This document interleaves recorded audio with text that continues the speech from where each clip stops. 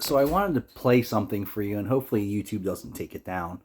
There's a guy that I watch on YouTube, and he's making some recommendations about how to save money, and I completely disagree about one of it. So let me just find it for you. It's for all types of insurance go up. If your power bill, you can also shop around in some states for utility competitors, and about half expenses that have gone up significantly. A lot of people have seen their insurance rates for all types of insurance go up by 20% or more over the past So listen to this. couple of years. So some things that you can do to save on that are use independent agents in order to compare different rates. You can raise your deductibles. That can save you over. So let me talk about raising the deductible. That is not a smart thing to do.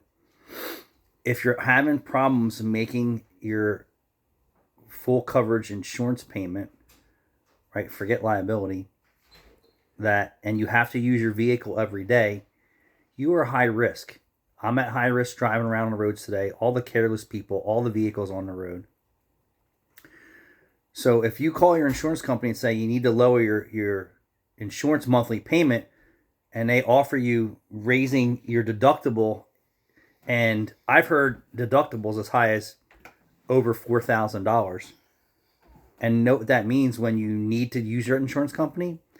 And April just said it. Well, if you're in an accident, right, and your deductible, say it. You said the damage is. You're in an accident. Your deductible is $4,000, and the repair is only $1,000. You still have to pay that $4,000 deductible. Or no. That's what I said. Well, and another scenario would be the damage is $5,000. You have a $4,000 deductible. They won't fix your car unless you come up with $4,000. Yep. That's why you see a lot of new cars with people driving around with damage on their newer vehicles. I believe it's because their deductibles are so high that they can't do anything about it. Because they want the lower monthly. Right. Payment. So if you have a $250 or $500, right, in full coverage, you get in an accident, it's really not a big deal to come up with $250 or $500. You could probably borrow it if you didn't have it, just to get your car fixed, right? The insurance company is going to pick up all the expense. You have to pay a small fee. Yeah. So where this guy is advising to do that to your insurance company, I would never advise that for homeowners, healthcare, or if even healthcare is like that, or vehicle insurance. That is a very dangerous thing, especially if you have a newer car and you're making payments on it. I wouldn't do that.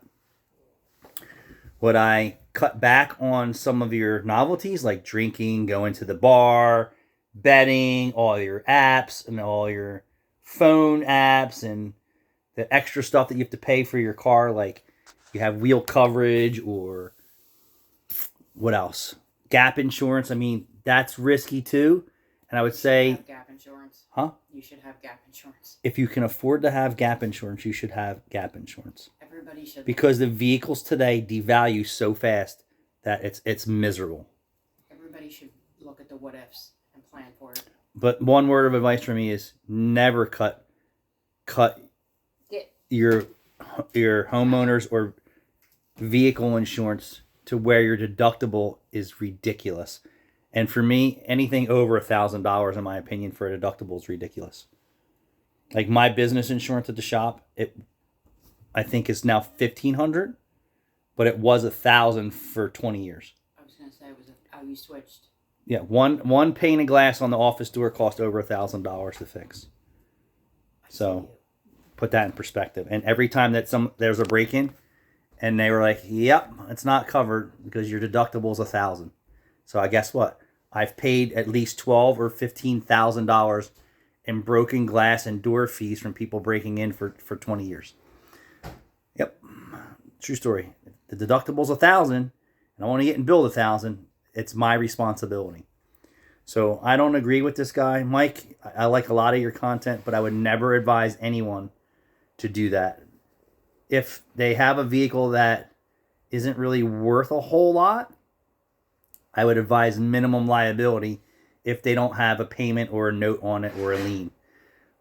So if you have any liens or a note or personal guarantees on a vehicle purchase and co-signers, you don't want to screw around with that. So that's a no for calling your insurance company and lowering your monthly payment and raising your out-of-pocket deductibles is foolish. If you're struggling making your full coverage insurance payment and you're driving a new car, your biggest problem is you're driving a new car. You should drive a vehicle that's a cash car, meaning you went and paid cash for it. Take your tax return, whatever, get out of the car payment, get away from full coverage insurance, and free up big money that way. Big money not having a car payment is the big thing. Cutting back all your apps, cutting out eating out, door dashing. There are so many ways that you could save money every month. But this one I'm going to disagree with Mike here, and hopefully YouTube doesn't bang me for it. Thanks for watching.